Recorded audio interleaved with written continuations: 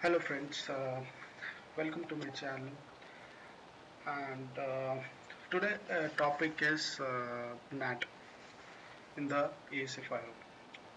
So today we're going to talk about what exactly a NAT is, how many types of NAT we can configure in ASA, and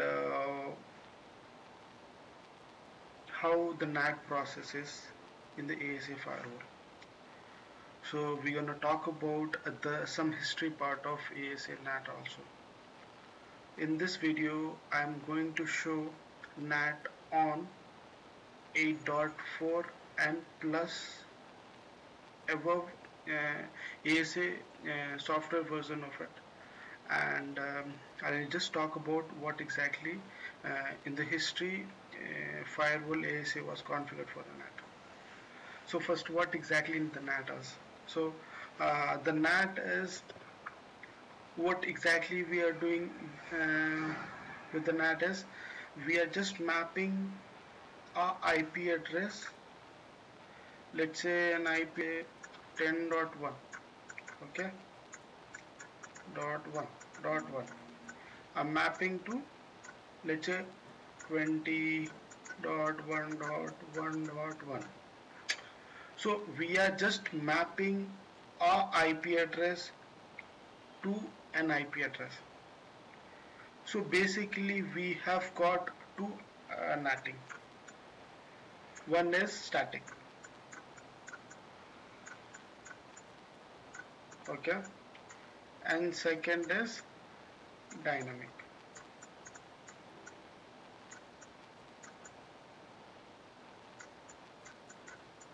So in static, our IP address is getting mapped to an IP address. In static, we are mapping a range of IP address to single IP address.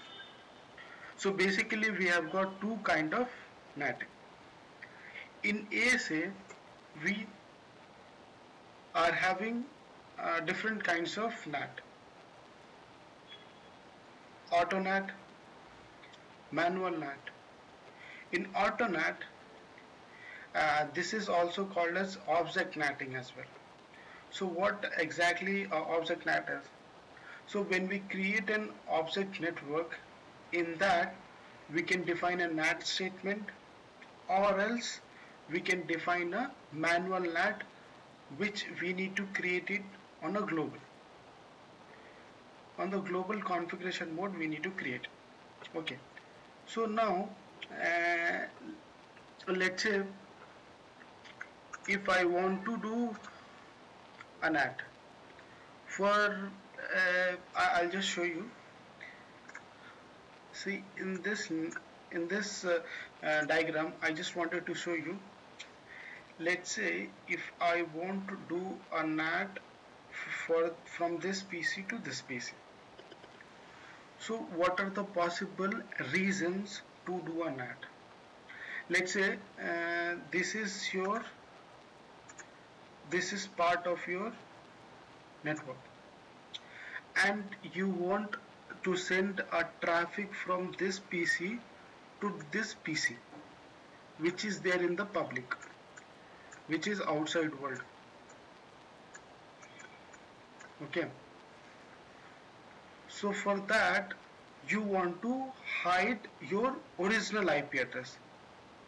So let's say if somebody is sitting here, some attacker is sitting here, if he wants to do a TCP intercept to see the packet, or he can build an traffic and it can send to this firewall, this firewall will be compromised, not your internal network.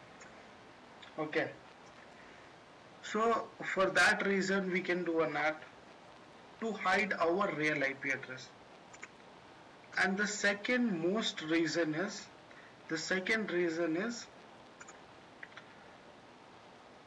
if this IP address is not routable to this IP address, to this destination.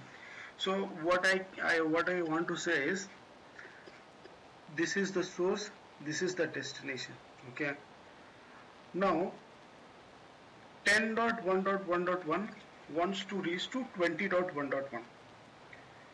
So let's say if this 20.1.1.1 is not having route to 10.1.1.1, or uh, in that case we will not be able to route the traffic, which is actually happening in the internet.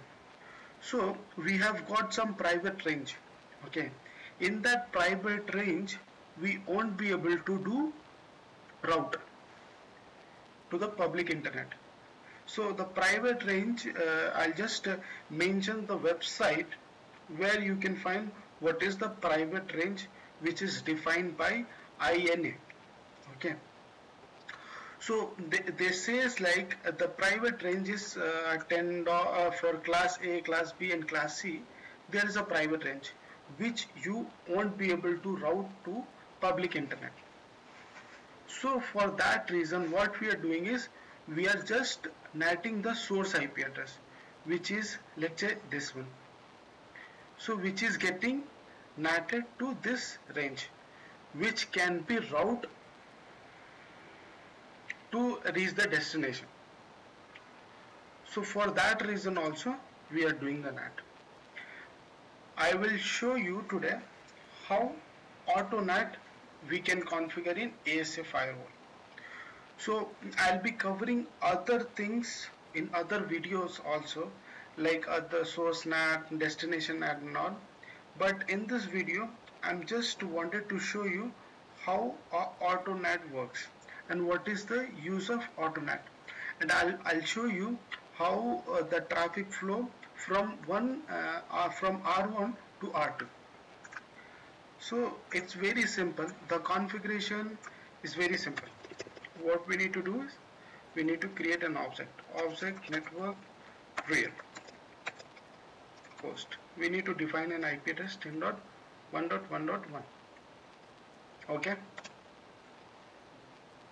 so this is the object NAT inside, outside, and then we need to define static the mapped address. We need to define a map. So our mapped address is 20.1.1.100. Okay,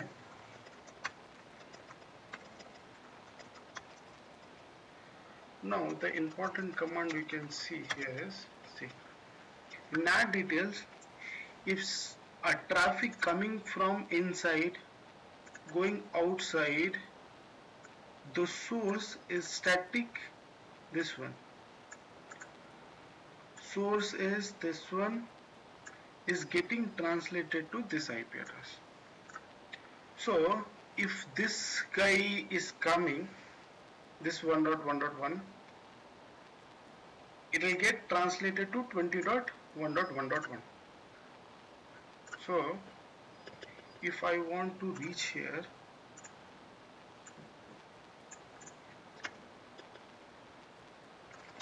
so if I want to ping 20.1.1.1, I am able to reach. See, I can see a count hit of 1, which was 0 in this.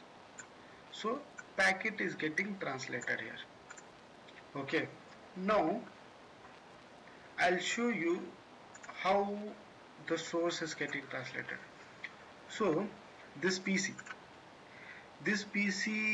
when it sends a packet, the source and destination is this. When this guy hits this firewall, it will remove what it does is it will remove the source IP and it will paste this NATed IP, and the destination will remain same.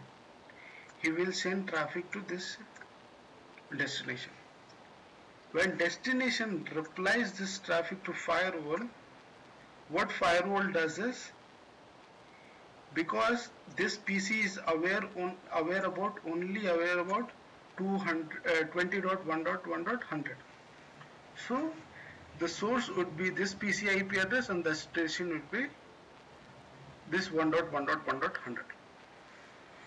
So when the traffic comes from internet to this firewall, this IP doesn't belong to any interface IP of the firewall. So in that scenario, how firewall will react is it uses the you guys will be aware about proxy ARP. In proxy ARP, what it does is he will say to his uh, upstream device that I am 200.1.100, means he will send he will tell this PC that I am only 201.1.100. Send me a packet, I am 200.1.1.100.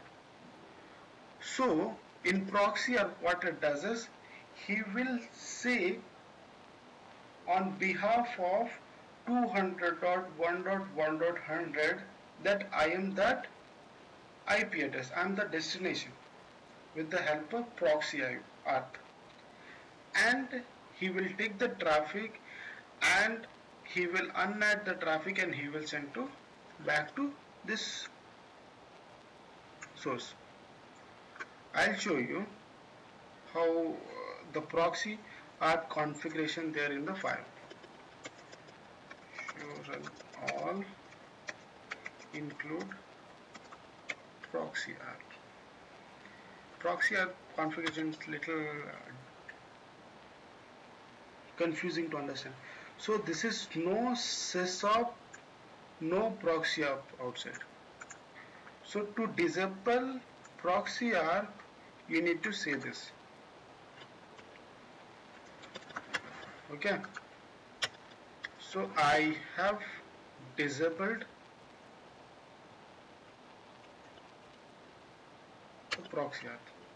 Now the proxy is disabled on the outside interface.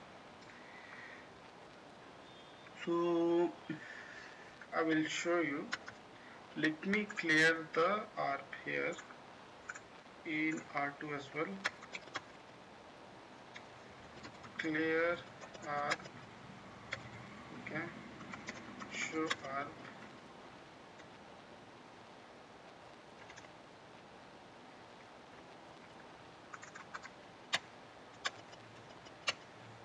Okay. I have cleared the ARP here. Show ARP. Okay.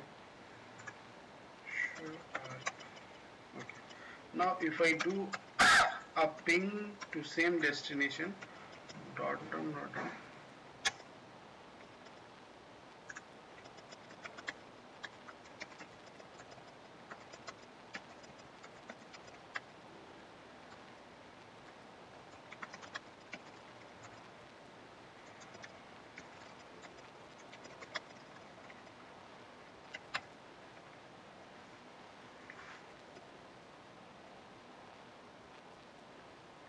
So he is building the connection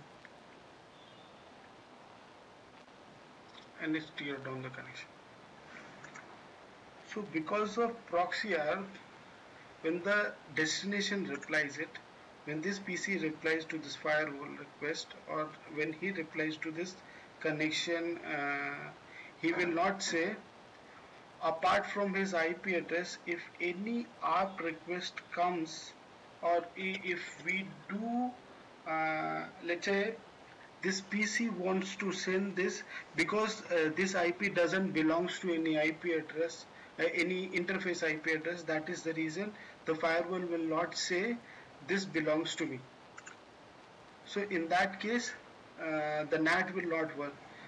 The traffic is reaching to R2, but it will come till ASA firewall and firewall will deny, like he will not accept the traffic only, because he is not accepting. If you see that there is no log which is getting generated here. So this is how the proxy ARP works. So this is very important for the NAT to understand this. So in this video I just covered only AutoNAT, how AutoNAT works, and a fundamental of NAT, why we are using NAT and all. In the next video I'll be covering the other things which is there in the NAT. I think this video was very helpful for you. If you like this video, please give a thumbs up to this video, or if you have any question, please put it on the comment section so that I can reply you as soon as possible. And thanks for watching my video, and have a great day.